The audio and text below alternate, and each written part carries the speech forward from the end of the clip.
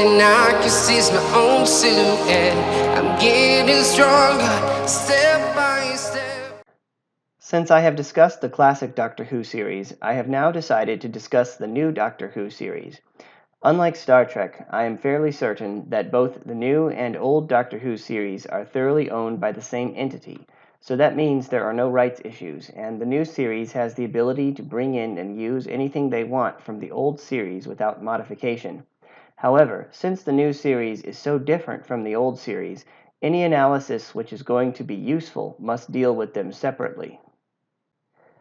Now, full disclosure, I must admit that I am not a fan of the new series. In general, I don't want to make a habit of discussing things I don't like, but since I did watch a good deal of the new series, I am in a position to discuss the matter. I watched the new Doctor Who series, which I shall henceforth refer to as New Who, up into the second run of the Matt Smith series. I also watched some of the Sarah Jane series, which was largely thanks to YouTube because for a time people were posting episodes there. So first, I will mention the positive developments of the New Who series, and then I will discuss everything which is wrong with it. To begin with, the special effects were an improvement. Though I wouldn't say they were stunning, they did allow for the generation of more complex environments and more realistic-looking monsters. I also thought it was good that they brought a uniform effect to the regeneration process, so that every time it looked like the same process was occurring. Finally, the last thing they did, which was good, was to extend the amount of regenerations the Doctor could have. Actually, the original concept was that the Time Lords were supposed to be immortal.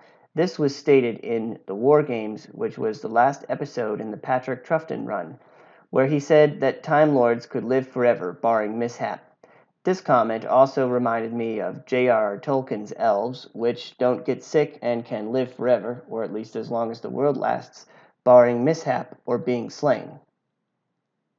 I always thought that introducing a specific limit on the amount of lives the Doctor could have was a mistake, because it would set a limit on how long the series could run.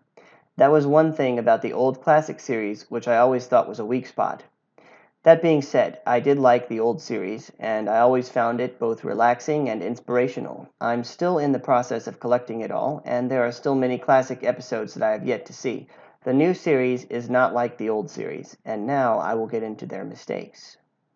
The first mistake they made was changing the format of the episodes. Instead of going with an unlimited amount of episodes designed to fill a half-hour slot, they decided to go with single episodes designed to fill 1 or 2 hour long slots. This limits the type of stories that can be told by limiting the duration. Rather than the needs of the story determining the length of time determines the pacing and scope of the story. This change need not be a deal breaker, but it is a rather significant difference between the new series and the old. The next mistake was the destruction of the Time Lords. I think they might have actually reversed this later after I stopped watching, but I always thought that this was a bad element. I enjoyed all the Time Lord episodes in the old series, so getting rid of them eliminates a lot of opportunities. Furthermore, I did not see the point of it since it was ostensibly done to eliminate the Daleks, but the Daleks persisted anyways. I did not see any reason why the Daleks should be a threat to the Time Lords, as they never were in the original Doctor Who series. However, as bad of an idea as this was, even this was not a deal breaker for me. The main reason why I decided to stop following New Who was because of the constant injection of politics. While the stories weren't as good as classic Doctor Who, I hung on for a while in the hopes that it would get better. But when I knew for certain that things were only going to get worse and not better, then I decided to stop watching. I gave away what little I had collected of the New Who series, and I won't be buying any episodes or paraphernalia pertaining to New Who. For example, there was one episode, I think during the David Tennant run, where the Doctor visits the U.S. during the 1800s. There is this preacher, who is also a cowboy, who named his horse after a biblical character. The Doctor tells the preacher that his horse identifies as female and doesn't appreciate being defined by the preacher. I don't see how a thing like that was funny or relevant. I don't know anyone in real life who thinks or talks that way, and I doubt an animal would have those sorts of ideas. Animals are much more subject to their biological drives than humans, and therefore seldom act outside of their nature. Also, why make the guy a preacher? The only reason to do this sort of thing is to poke and irritate a particular group. It adds absolutely nothing to the story. Classic Doctor Who was an English series, and watching it also gave me a taste of that culture, which was part of the appeal. New Who is globalist and does not reflect the values or culture of any naturally existing culture. The values of New Who are rooted in critical theory, which is a culture of anti culture. It's the same set of dogma which I had to listen to in high school and college, and which can be found in 2 seconds by opening up the main page of Yahoo or Bing or just about any major news outlet. New Who is preachy and deeply inculcated with politics to the point where it has become more propaganda than entertainment. Escapism is supposed to be escapist. Why did they turn the Doctor into a woman, and did they really? I don't believe they stopped to consider the implications of that beyond sticking it to a certain segment of the fans who they don't want to be fans anymore. Granted, I stopped watching before it got to that point, but how does it make sense biologically? What happens if a woman is pregnant and she regenerates into a man?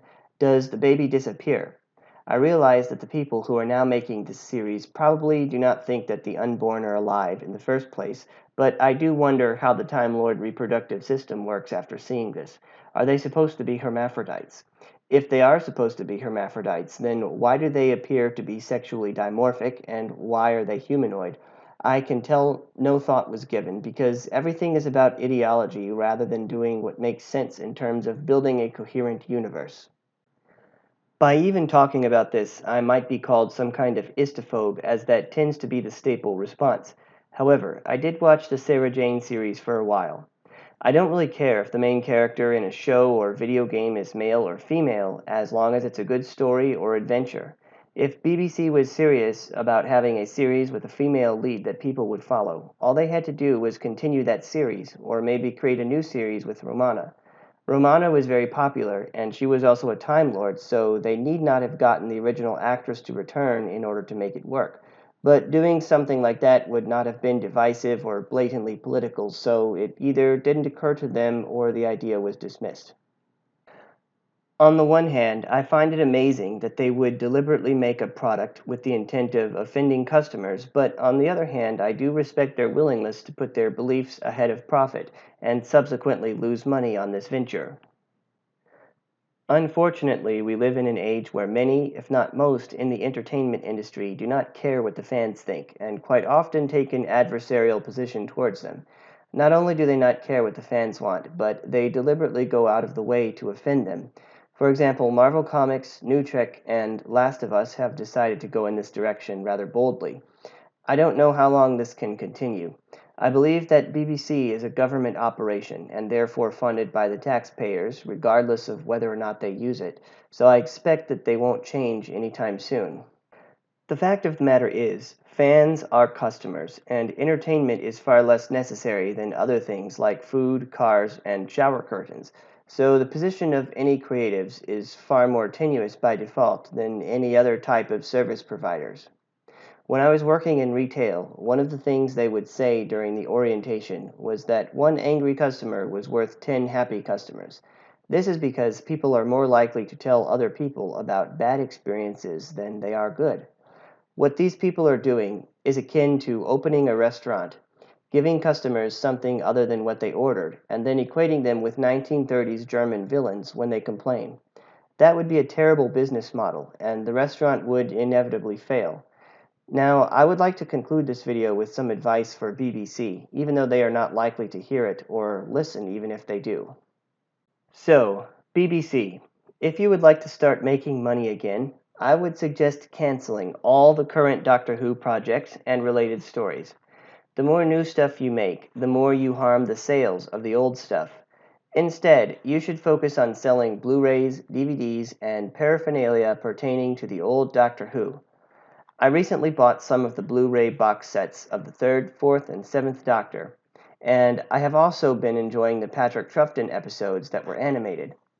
For all the Patrick Troughton episodes where you have sound but no visuals, you can create more animations, including versions of old episodes with touched-up special effects, and the ability to watch either the original version or the digitally retouched version was a good idea. My advice is to keep doing that, And don't bother with making any new episodes because your current staff doesn't have the will or the ability to make anything good. Now, if you really want to make new episodes, then here is what you must do to bring me back to the series. You must decanonize the entire new Doctor Who series, or just designate it as a separate timeline. Then you must pick up and start over from where the 8th Doctor left off, or if you want to start with the 7th Doctor, that's fine too. At the very least, you must delete the entire Jodie Whittaker run, but the easiest and cleanest thing to do is just designate the entire new Who series as a separate timeline. I recommend liquidating the entire writing and editorial teams because if those people are allowed to continue, then whatever they produce will most likely be as bad as what they have done so far. Then, whoever you get to replace them must have watched the original series, and they must be committed to recapturing the original format, tone, and atmosphere. You should stay away from politics. Sometimes in-universe politics can be good, like what they did in Babylon 5, for example. There was politics and diplomacy, but it was based on the different in-universe cultures interacting with each other. Do not force 21st century woke politics and values into the series. I already have a religion, and I am not looking for spiritual guidance or a sermon from someone else's faith. Instead of preaching sermons, make stuff that shows adventures in other worlds with interesting puzzles to solve and situations of peril. Finally, you can release this new series on your website, with the first episodes being free. I don't recommend making it exclusive to some streaming service that I have to pay for, because I don't want to pay for a streaming service just to watch one show. The New Trick people made that mistake with Discovery, and they ended up bleeding money as a result. If you do a good job with it, I will buy it on DVD or Blu-ray. That's what I do when I like something. Why should you listen to me, you ask? Because I am a customer, and you need customers and feedback from them if you want to be solvent. Well, in your case, maybe not, since you are funded by the government. But if you want to be a net producer instead of a net taker, and if you want to grow your franchise, sell t-shirts, posters, etc., then you need to take seriously what I'm saying, because I'm telling you how to do it. It takes 10 happy customers to make up for one unhappy customer. Just by making this video, I am probably costing you potential customers. You are going to need fans to promote you and spread recommendations by word of mouth, and right now you don't have that. Anyways, that is all I have to say on this matter. Thanks for watching.